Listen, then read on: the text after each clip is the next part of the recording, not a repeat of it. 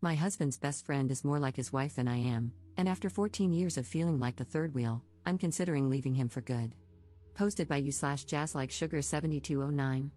My husband, 36M, and I, 34F, have been married for 8 years, together for 14, and we have a 4-year-old daughter who is our whole life. He had been married before to Eliza, his best friend. They married at 18, were together for 2 years, and then divorced. They remained best friends, and when we started dating, Eliza, my husband's other best friend Jack, and my husband were a tight-knit group. Eliza was one of the bros, and I was always the girlfriend and later the wife, always an outsider.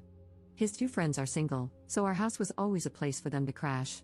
Ever since we moved in together, they would show up unannounced and do their own thing while I made snacks and full meals. For the first year, I tried my best to integrate into their clique, but it never worked out. It was always awkward, and I felt like I was inserting myself where I didn't belong, so I stopped trying and relegated myself to being a great host and letting them do their thing. I didn't notice at first, but over the years, resentment has built up. I feel like a 1950s housewife serving drinks and lighting darts for the men. My husband on his own is amazing, and I love him. He has been a great partner and my best friend during these 14 years. The problem is, I'm not his best friend, Eliza is. Every single thing that happens in our life has to be discussed and analyzed with Eliza. Early in our relationship, I got pregnant. I took the test late at night, and we were really scared. Despite this, he was so reassuring, holding me the whole night and telling me he was ready to do whatever I wanted. I said I needed time to really think about it. The next day, we went to our classes and agreed to meet for lunch. When we met, he asked me how I was feeling, then told me he had the contact information for a doctor who performed terminations. It was illegal back then. I asked how he found one so quickly when I wasn't even sure what I wanted to do. His answer? He called Eliza early in the morning, and she had a friend who knew someone. I felt so betrayed because this was something deeply personal to me, and he went and shared it with someone else. Not just someone else, it's Eliza, come on, he said. In the days that followed, every time I saw him, he had new information from Eliza and Eliza's friend. I was so confused and scared, and Eliza convinced my boyfriend we needed to act fast because it would be easier. Under so much pressure, I agreed. Long story short, it was a terrible, unsanitary clinic, and I almost died. To this day, I don't know if I should have kept the baby or not. But it's better not to dwell on it. When my boyfriend proposed, Eliza was fake mad that he hadn't told her first. The only way to placate her was to make her his best man, even though my husband had a male best friend. Every little or major event in our life turns into, yeah, I'm going to tell Eliza now, you know how she gets. I was SA'd as a child and told my husband about it. He was the first person I ever confided in. Months later, Eliza and I were alone in our kitchen, and she started talking about something she'd heard on the news about a girl raped by a family member. Then she hugged me. When I started trying for a child and got pregnant, I asked my husband to keep it between us for a little while. It was Wednesday. By Sunday, when I saw Eliza, she congratulated me. I ended up miscarrying. I started looking for a doctor to help me deal with my depression, again, something I wanted to keep private. Eliza was so understanding. When I was pregnant with my daughter, Eliza came to me full of advice on things I should do. I told her to mind her own business, which really hurt her feelings. I stood my ground and told my husband I wasn't going to raise my child with Eliza's input and didn't want to hear any advice from her. This turned into a big fight with my husband because I was rude and Eliza was family and already considered herself an auntie. That was the only time I gave my husband an ultimatum: Eliza better keep herself away from my motherhood, or I will leave. Now, my resentment has reached the point where I don't want her near me, my house, or my husband. I feel like she is more married to my husband than I am. My whole life feels like I'm living in a best friends to lovers drama. I'm not sure why I'm writing this. Probably because I'm sitting alone in a coffee shop thinking how much I want my husband to just be my husband, not make me feel like a lame love interest in someone else's epic love story.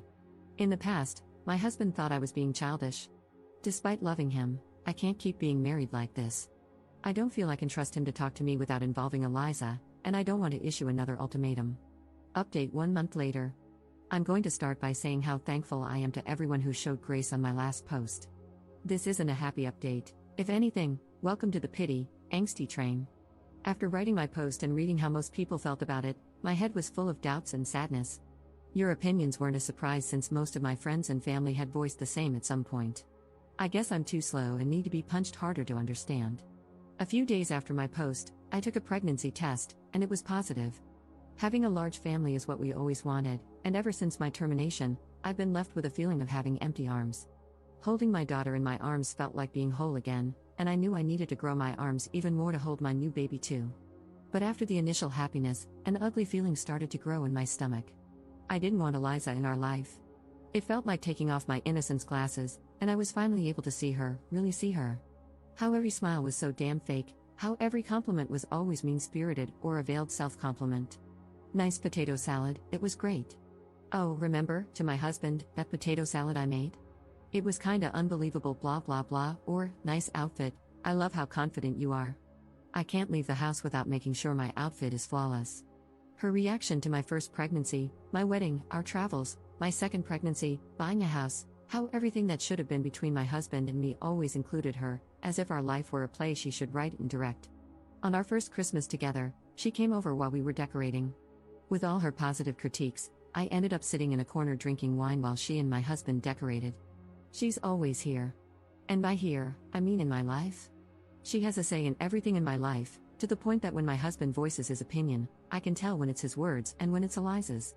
I'm not saying that since I wrote the last post, everyone turned into ultimate evils, but thinking and rethinking about my life with my husband, I realized I've always been a passive character. It's like my husband got himself a pet, and he and Eliza are going to be endgame when they both realize they never stopped loving each other. Some of you, like my sister, will say I'm dormant. I guess I am. I've let this go on for so long that it's become normal. My life isn't bad, my husband hasn't been a bad husband, and Eliza isn't so bad at the bars that she hasn't tried to kill me yet. I know it's clear to all of you, but to me, this has been my life for years, my day-to-day. I've learned to look away and make myself small so I don't make others uncomfortable. Maybe because I'm pregnant and hormonal, but I'm tired of this. I love my husband, but I feel he can't fully love me with Eliza whispering in his ear and him running to please her like a golden retriever. After all that thinking and rethinking, I sat my husband down and told him we needed to set some strong boundaries because our marriage wasn't working. I didn't feel loved or respected as a wife or even as a person. I explained more or less what I've written here. My husband denied everything and tried to explain himself, saying Eliza was like a sister to him. I said even siblings have boundaries. It went back and forth, with him making me doubt whether I was, in fact, trying to control who was or wasn't in his life. He even joked about whether he'd need to sneak away to have a drink with his friends. For a moment, I wondered if I was, in fact, crazy. But I stood firm. If he wanted to keep this marriage, Eliza needed to be gone from our life. At first, I thought low contact would be enough, but seeing his reaction, I knew that wouldn't work. Maybe I wouldn't see Eliza, but he certainly would, and I would be antagonized and mocked. Honestly, knowing this made me realize my marriage was over. So I pressed with important questions. What were his real feelings? Why did they divorce if they were so hung up on each other? Why hadn't he left me sooner? Why not leave me now? Did he love Eliza more than me? Why? What was it about her? What did she have that I didn't, that made her impossible to leave? In summary, he loves her, but he also loves me. He doesn't understand how. Both of us bring something he doesn't want to miss. He's not sure if he wants a life with Eliza like the one we have, a marriage, a family, but she is his soulmate. They divorced because their relationship was so intense it burned them both. With me, he has calm, peace, and a loving place to come back to. He's never cheated but admits he sometimes fantasizes about her being me and me being her. They often talk about having this life together but agree that being together would destroy their bond. Also messed up, my God. I know it was kind of obvious to all of you in my first post, and it should have been obvious to me. But hearing my husband say he loves another woman, that she's his soulmate, and that he put her at the center of our life, made her an auntie to our daughter and some kind of sister-in-law to me, a supposed family friend, it broke me. I'm not going to lie. I threw myself on the floor, hugged his legs, and begged him, asking what I needed to do to make him love me, to only love me. I felt so pathetic, but I thought everything was worth saving something as valuable as my marriage. I cried and cried and cried. And the hardest part was hearing there was nothing I could do. This is all. I know it's not some shocking news, but for me, my life is falling apart. The only things holding me together are two little hands that hug me every night and the small bean in my belly. We haven't discussed anything legal yet. He's left the house, and my sister and mom are staying with us for now. Top comment. He's a selfish, cruel man. She is equally horrible. He used you, kept her around, and she played along with it. He says he sees her as a sister but then claims he fantasizes about her being you and you being her. Both cannot be true at the same time. She is either a sister to him, or he wants her to be his wife. All he does is lie. He was living his best life and got everything he wanted. He has cheated, maybe not physically, though I doubt it, but emotionally, he has. You deserve to find someone who truly loves you and chooses you every single time, not someone who keeps another option. You were their little doll to play with. You gave him all these wonderful things so she didn't have to, but she gets the perks of being your husband's girlfriend without ever having to get pregnant or do any hard labor in a marriage. I'm so sorry. Second update 1 month 2 weeks later. Hopefully, this will be my last update, but not the end for me. Thanks again to everybody who sent me encouraging messages or replied to my last 2 posts. To clarify a few things people asked or guessed, yes, I'm South American. I live in a very religious country and was raised Catholic, even though I don't follow any religion now and consider myself an atheist. Some things are just too deeply ingrained in our brains. Also, yes, I grew up seeing my mom crying over my dad's multiple affairs. I always thought I would never let something like that happen to me, but oops. Luckily, I started seeing a therapist and will heal a lot of things. One of the very first things I discussed with my therapist was my termination, how deeply it hurt me and how big an impact it had on my mind. And yes, some of you guessed correctly. After the termination, I was determined to get something good out of a very traumatic event. Since I loved my then boyfriend so much, I thought maybe our relationship could grow stronger and better. And I fought hard for that.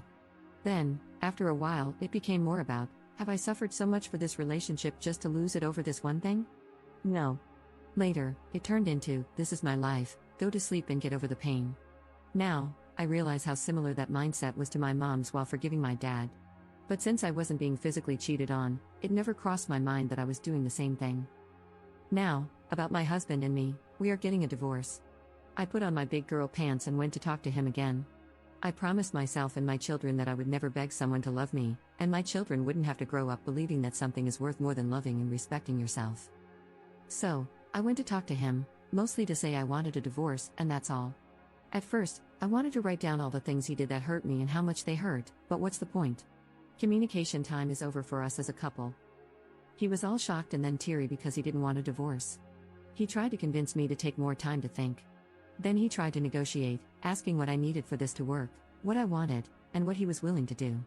He was so generous to offer to take some distance from Eliza to work on our issues. I laughed like a maniac because WTF. He said our family means everything to him, our daughter, our new baby. I was something he valued so much. I was the heart of his family, and he would always love me and be thankful for everything I gave him. This hurt because, yeah, he doesn't see me as a woman or his wife. I'm the mother of his children. I'm the one who takes care of him and his house, and he's thankful? It was a long talk, but it was mostly the same thing over and over again.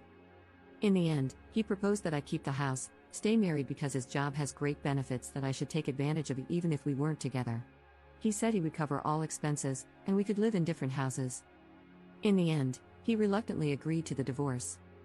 I'm now working on establishing new boundaries. I agreed that we should keep things friendly because we have 2 kids to co-parent. Since he doesn't have a place to live yet, I allowed him to hang out with our daughter in our home, take her to the park, etc.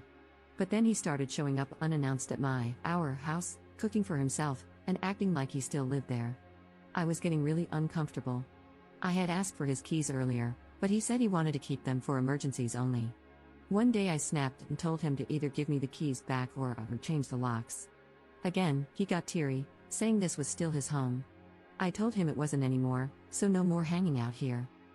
Now, I'm thinking it's best to sell this house and find something new that can be mine and the kids' home only. As for Eliza, some of you will be happy to know they aren't together. He isn't staying with her, and from what I know, she has distanced herself from him. Maybe she only liked him when he was in a relationship? Or now that her power trip is over, she isn't interested? He is pretty heartbroken that his so-called best friend isn't with him anymore, really heartbroken. I know this because a mutual friend told me, and when he comes to pick up our daughter, he seems in bad shape. He's unkempt, has lost some weight, and always looks so tired. My pregnancy is going fine. As you might have guessed, I'm not interrupting it, so between a divorce and having a baby this year, I guess I'll have a very eventful year. That's all, I guess. Commenter. He's an idiot. He put his ex above you and his children, only to get burned by her. She never wanted him, she just loved the control she had over him. Ops response. It's a shame I won't be able to know exactly what happened between them and their fallout. I'm distancing myself from that drama, but I would love to know, like the big gossiper that I am. Commenter. I'm so happy for you. The idea of a different house is good, but you can also just change all the locks. Build a social support group for yourself, create distance from your ex, and limit interactions. Wishing you all the best. Ops response. I think the new house will be the best, without any sad memories, just a fresh start. Also, I want to live closer to my mom and sister since I will be needing their help.